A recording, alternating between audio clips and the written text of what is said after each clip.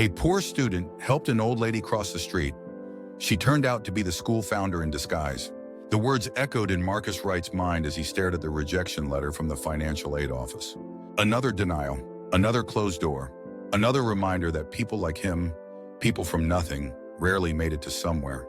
Rain pelted the cracked window of his studio apartment, the ceiling leaking in 3 different spots. Cheap plastic buckets collected the drips in a rhythm that matched his heartbeat. Steady, tired, persistent. His refrigerator hummed emptily in the corner, containing nothing but half a loaf of bread and a jar of peanut butter that would need to last until his next paycheck. Marcus folded the letter precisely along its creases and tucked it into a shoebox filled with similar disappointments. 22 rejection letters. 22 times the world had told him no. His phone buzzed. A text from his boss at the campus coffee shop. Need you to cover tonight. Jen called in sick. He glanced at his unfinished economics assignment on the rickety table. Due tomorrow morning. The professor had already given him 1 extension. There wouldn't be another. Perfect. He muttered, his voice barely audible above the rain. His chest tightened with that familiar pressure. Not quite panic, not quite despair, but the constant weight of knowing one mistake could end everything. His scholarship covered most of his tuition at Westbrook University, but most wasn't enough. Each semester was a precarious balancing act of part-time jobs, instant noodles, and prayers that his ancient laptop wouldn't finally surrender to the digital afterlife.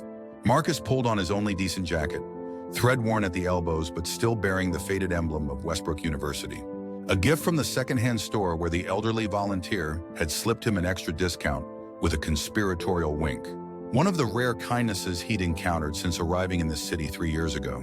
Outside, autumn was surrendering to winter, the November air carrying a bite that seeped through his inadequate clothing. Campus looked different in the rain. Gothic buildings rising like ancient sentinels against the darkening sky. Windows glowing with the warm light of students who didn't need to choose between textbooks and dinner. The economics building loomed ahead. If he hurried, he could slip his assignment under Professor Harmon's door before his shift. The paper wasn't perfect, nothing in his life was, but it was the best he could manage on 3 hours of sleep in an empty stomach. His sneakers squelched across the quad as the rain intensified, soaking through to his skin. That's when he saw her, an elderly woman struggling with an umbrella that had collapsed under the wind's assault. She stood at the edge of Founders Lane, the busy street that bisected campus, clutching a worn leather bag to her chest, seemingly paralyzed by the traffic and weather. Marcus hesitated. He was already late, already wet, already falling behind. The woman took a tentative step forward, then retreated as a car sped by, splashing water onto the sidewalk. Her shoulders hunched against the rain, small and vulnerable. Something in her posture reminded him of his grandmother, the woman who had raised him after his parents disappeared into the haze of addiction. The woman who had worked 3 jobs to keep food on their table. The woman who had made him promise, on her deathbed, that he would become more than his circumstances. Before he could reconsider, Marcus was crossing the quad toward her. "Excuse me, ma'am? Do you need help crossing?" She turned, water dripping from her silver hair onto a face mapped with wrinkles. Her eyes, though, they were startlingly clear. Alert, intelligent, almost assessing. "Oh, thank you, young man. These old bones don't move like they used to, and this weather," she gestured helplessly at her broken umbrella. Marcus glanced at his watch. Professor Harmon's office hours ended in 10 minutes. The coffee shop was a 15-minute walk in the opposite direction. But the woman's hands were trembling, from cold or fear or both, and suddenly his deadline seemed less important. He shrugged off his jacket and held it over her head. "Here, let me help you across. Where are you trying to go?" Surprise flickered across her weathered features. "Westbrook Library." "But young man, your jacket, you'll catch your death." "I'm already soaked," he said with a smile that didn't acknowledge the chill already settling into his bones. "1 more minute won't make a difference." He offered his arm, and after a moment's hesitation, she took it. Her grip was stronger than he expected, her fingers curling around his forearm with surprising firmness. They waited for a break in traffic, Marcus shielding her from the rain with his body. When they stepped off the curb together, he noticed she moved with careful precision, each step measured and deliberate. "Are you a student here?" she asked as they crossed. "Yes, ma'am. Economics major. Taisha worried does 3rd year." "Ah, economics. Following the money?" Something in her tone suggested amusement.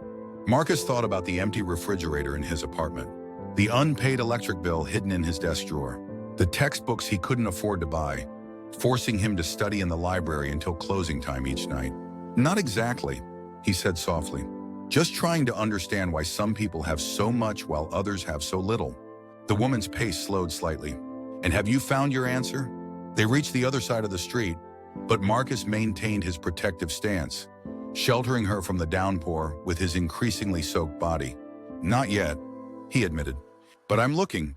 And meanwhile, I'm just trying to survive it all. She studied him with those clear eyes that seemed to see more than his soaked clothes and tired face. What's your name, young man? Marcus Wright, ma'am. Well, Marcus Wright, you remind me of someone I knew a very long time ago. Her voice carried a distant quality, tinged with something that might have been regret or nostalgia. Someone who believed the world could be better than it is. They had reached the library steps. Marcus checked his watch again. Professor Harmon's office would be closed now. His assignment would be late. One more black mark against him. The library's right up these steps, ma'am. Can I help you inside? She glanced at his watch, then at his face. You're late for something important, aren't you? Marcus shrugged. Nothing that can't wait. Kindness shouldn't cost you, young man. She reached into her leather bag and withdrew something. Take this. I insist. It was an umbrella, compact, black, seemingly new. Nothing fancy, but more than Marcus would have spent on himself. I can't. You can, she said firmly. And you will. A fair trade for your jacket and your time. Before he could protest further, she pressed the umbrella into his hands and started up the library steps with surprising agility for someone who had seemed so fragile moments before. At the top, she turned. Do you know why I chose Founders Lane to cross, young man? The question caught him off guard. No, ma'am. Because it's named after someone who believed education should be accessible to all, not just those born to privilege. Someone who started with nothing but built something meaningful. Someone who would have been proud to see a young man like you here. She smiled, a flash of warmth against the gray day. Thank you, Marcus Wright. Perhaps we'll meet again. Then she was gone, disappearing through the heavy library doors, leaving Marcus standing in the rain with a new umbrella and a strange feeling that something significant had just occurred, though he couldn't say exactly what. He opened the umbrella and walked quickly to the economics building, hoping against hope that Professor Harmon might have stayed late. The building was locked, the lights off in the professor's office. Marcus slipped his assignment into the submission box with a sigh, knowing the late penalty would drop his grade to a C at best. His phone buzzed again. Where are you? We're slammed. Dave. Marcus quickened his pace toward the coffee shop, the umbrella protecting him from the worst of the downpour. The woman's words echoed in his mind. Someone who believed education should be accessible to all. It was a beautiful thought, but his reality told a different story. Accessible to all except those who couldn't afford the mounting costs of books, housing, and food. He arrived at Brood Awakening 10 minutes late, earning a glare from Dave, the shift manager. Sorry, Marcus said, hanging up his dripping clothes in the back room. I was helping someone. Save the excuses, Dave muttered. Just take over register 2. Lines out the door. For the next 6 hours, Marcus made lattes and cappuccinos for students who spent more on coffee in a week than he had for groceries in a month. His feet ached. His stomach growled. The late-night crowd of students studying for midterms kept the shop busy until closing at midnight. When he finally stepped outside, the rain had stopped, but the night air had turned frigid. Campus was quiet except for the occasional laugh or shout from the dormitories. Marcus opened the umbrella anyway, finding comfort in its small shelter as he walked back to his apartment, mentally calculating how much of tonight's tips could go toward the electric bill versus groceries. He almost missed the envelope taped to his apartment door. Plain white with simply Marcus Wright, written in elegant handwriting across the front. Inside his apartment, he set down his backpack and opened the envelope with hands that suddenly trembled. Inside was a letter on heavy cream stationery with the Westbrook University seal embossed at the top. Dear Mr. Wright, it began. I am pleased to inform you that you have been selected to receive the Margaret Holloway Founder Scholarship, covering all remaining tuition and expenses for the completion of your degree, including a monthly stipend for living expenses. Marcus sank onto his threadbare couch, the letter clutched in his shaking hands. The Margaret Holloway Scholarship was the university's most prestigious award, and one he had never applied for. It was typically reserved for incoming freshmen with exceptional academic records, not struggling third-year students barely maintaining a B average. There had to be a mistake. The letter continued. Your selection was based on a recommendation highlighting your character, perseverance, and commitment to the founding principles of Westbrook University. The committee was particularly moved by your demonstrated compassion and willingness to help others, even at personal cost. At the bottom was a handwritten note. Education should be accessible to all, especially those who would extend a hand to others before helping themselves. M.H. Margaret Holloway, the founder of Westbrook University. A woman who had died over 20 years ago. Marcus stared at the wall, pieces falling into place with a clarity that seemed impossible. The elderly woman at Founders Lane. Her strange questions. Her knowing eyes. But Margaret Holloway was dead. Everyone knew that. Her portrait hung in the main administration building. A formidable woman with silver hair and piercing eyes who had transformed a small college into one of the country's most respected universities through sheer force of will and a fortune built from nothing. There had to be another explanation. His phone buzzed with a text from an unknown number. The library. Tomorrow. 10 a.m. Reference section. King. Bring the umbrella. Sleep eluded Marcus that night. He read and reread the scholarship letter, searching for loopholes for the cruel joke it must surely be. When dawn broke, he was still awake, and still wondering, still afraid to hope. At precisely 10 a.m., Marcus stood in the reference section of Westbrook Library, the mysterious umbrella in hand. The massive room was quiet, morning light streaming through tall windows, dust motes dancing in the golden beams. He felt conspicuous, out of place, waiting for something or someone he couldn't quite believe in. You came.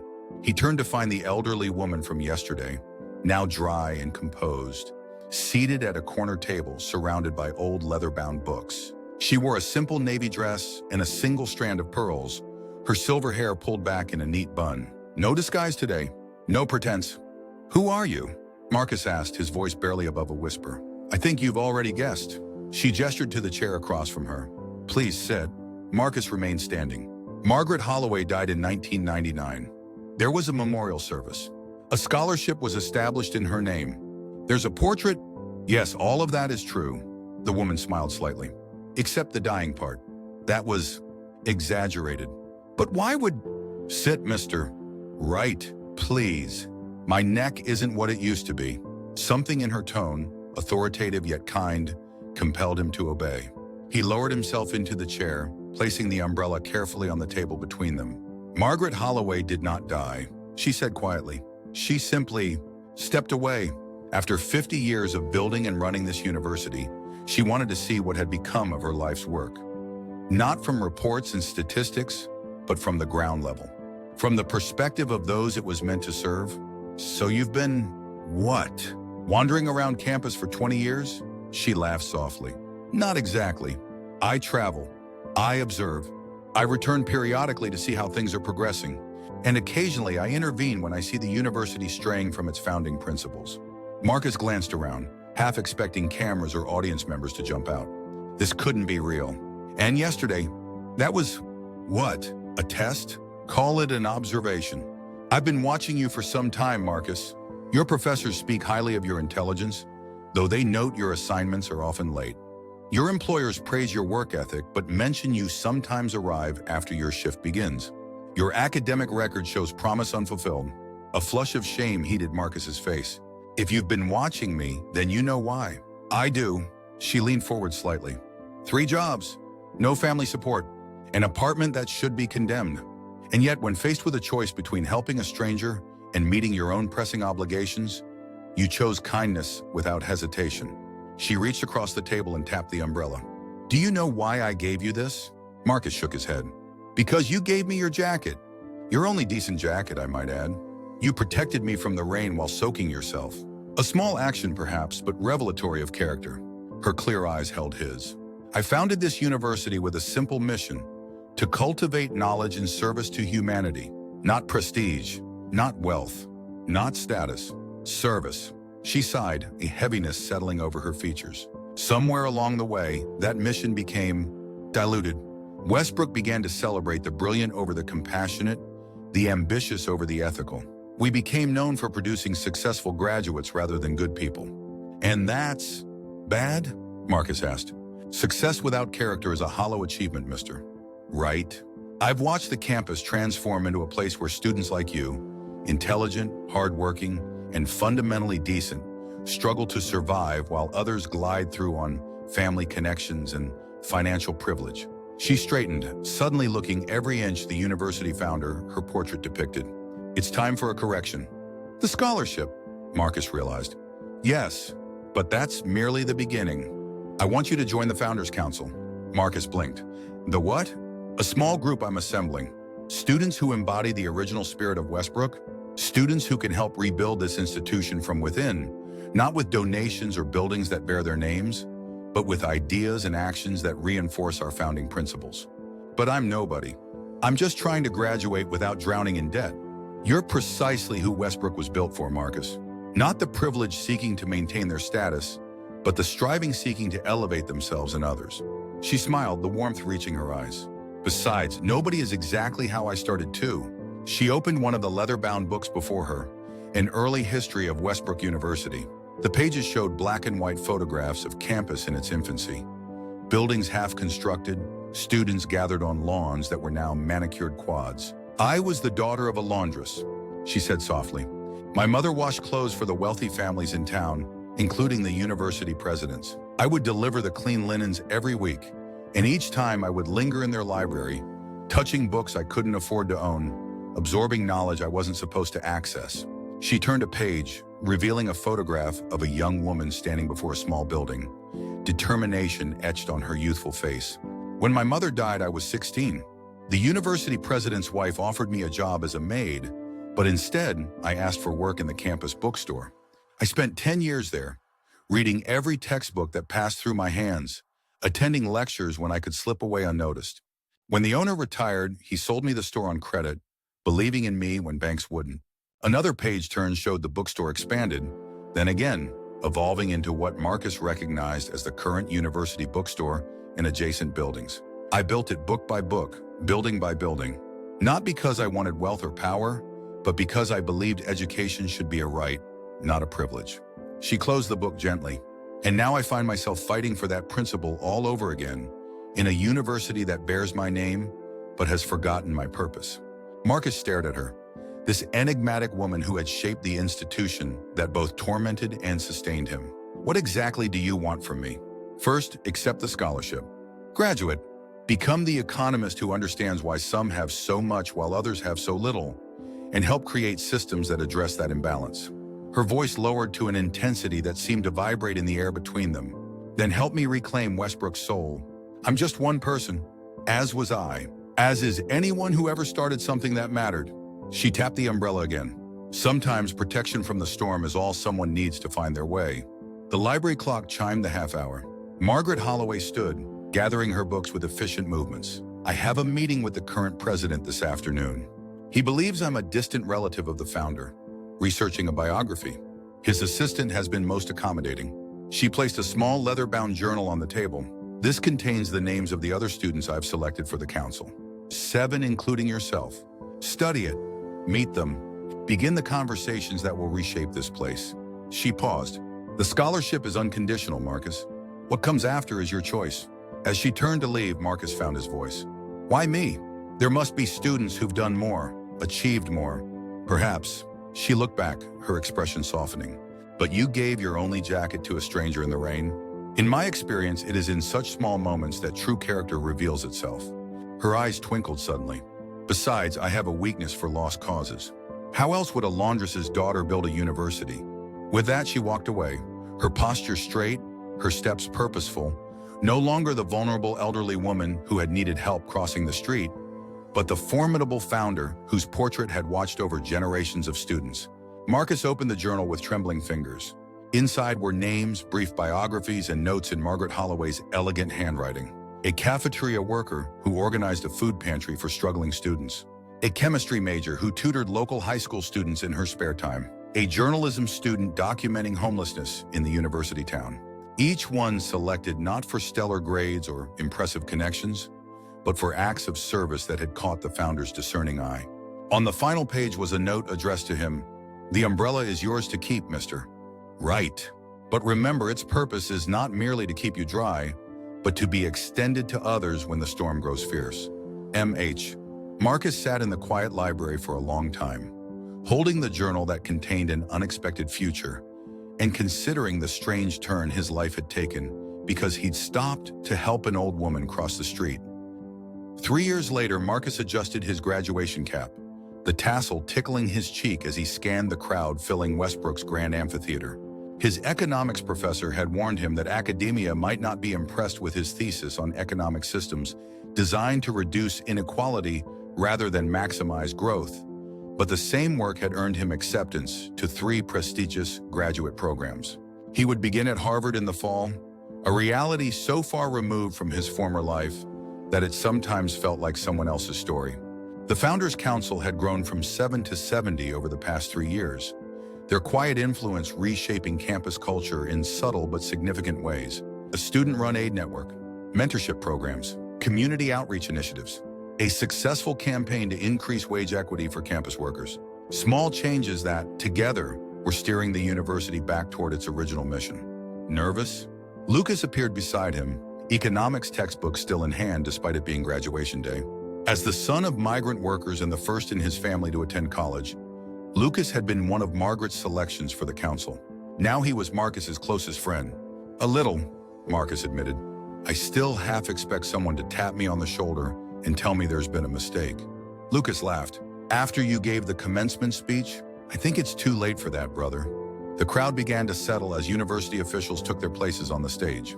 Marcus's eyes found her immediately, seated in the row reserved for distinguished guests, her silver hair arranged impeccably, her posture regal despite her advanced years. To the rest of the attendees, she was Margaret Wilson, the founder's distant cousin and generous university benefactor. Only the council knew her true identity. Their eyes met across the sea of graduation caps, and she gave him a slight nod of acknowledgement. The university president approached the podium, his voice carrying across the amphitheater. Today we celebrate not only the accomplishments of our graduating class, but also a return to the core principles that have guided Westbrook University since its founding. The speech outlined initiatives that had begun as whispered conversations among 7 students in a library study room. Programs now celebrated as innovative approaches to educational equity. Each achievement, the president proudly claimed, had been quietly orchestrated by Margaret's growing network of students committed to service above status.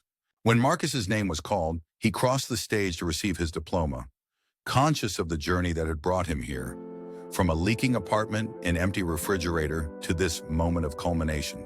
As the president shook his hand, he caught sight of Margaret in the audience, her eyes bright with what might have been tears. After the ceremony, amidst the chaos of photographs and celebrations, Marcus made his way to where she sat, observing the festivities with quiet satisfaction. "Congratulations, mister." "Right," she said as he approached. "Harvard Business School will be fortunate to have you." Marcus smiled.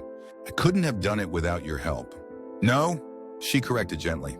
"You couldn't have done it without your help. I merely provided an umbrella. You chose to walk through the rain." They sat in companionable silence for a moment, watching families embrace and friends pose for photographs. "I've been thinking about your question," Marcus said finally, "from that first day in the library, about why you chose me. And have you found your answer?" Marcus nodded slowly. "I think you saw yourself in me, not because we're alike, but because we face similar obstacles. The difference was you had to build your own path. You wanted to make sure others didn't have to fight as hard as you did." Margaret's expression softened, close but not quite. "I chose you because when faced with a choice between self-preservation and compassion, you chose compassion without calculation." She gestured toward the celebrating graduates. "The world has enough brilliant minds. What it lacks are compassionate ones." From her purse, she withdrew a small package wrapped in the simple brown paper, a graduation gift, though perhaps her turn would be more accurate. Marcus unwrapped it carefully. Inside was his jacket, the worn, threadbare one he'd given her 3 years ago in the rain. But it had been transformed. The frayed edges were repaired, the faded emblem restored, the lining replaced. It looked both new and familiar, improved but unmistakably his. "I don't understand," he said, running his fingers over the fabric. "Things of value shouldn't be discarded simply because they're worn, Marcus. They should be restored, honored for their service, and given new purpose." She smiled. "A principle that applies to universities as well as jackets, and sometimes to people who have forgotten their worth." Marcus held the jacket close, a lump forming in his throat. "Thank you for everything." "No, Marcus. Thank you for helping an old lady cross the street." She rose with the same deliberate grace she'd shown from their first meeting. The council will continue without me for a while. I'm traveling to our satellite campus in Europe. Apparently, they too have forgotten some fundamental principles. Will I see you again? Marcus asked. Perhaps, or perhaps not. But you'll always know where to find me. She gestured to the campus around them, the buildings and pathways and people that formed her legacy. I'm never truly gone from this place. As she walked away, blending into the crowd of celebrating families, Marcus thought about the strange journey that had brought him here, how a simple act of kindness on a rainy day had changed everything. He slipped on the restored jacket, surprised to find it fit perfectly, as though it had been waiting for him to grow into it. In the pocket, he found a small black umbrella and a note in familiar handwriting. For the storms ahead, remember to share its shelter. MH. Marcus looked up at the clear blue sky of graduation day, the umbrella unnecessary but comforting in his hand. Sometimes protection from the storm was all someone needed to find their way. And sometimes the hand extended in that storm could change not just one life, but many. He tucked the umbrella under his arm and joined his friends, carrying with him the simple lesson that had transformed his life. Kindness, offered without expectation of return, could reshape the world in ways no one could predict, even when it began with nothing more than helping an old lady cross the street.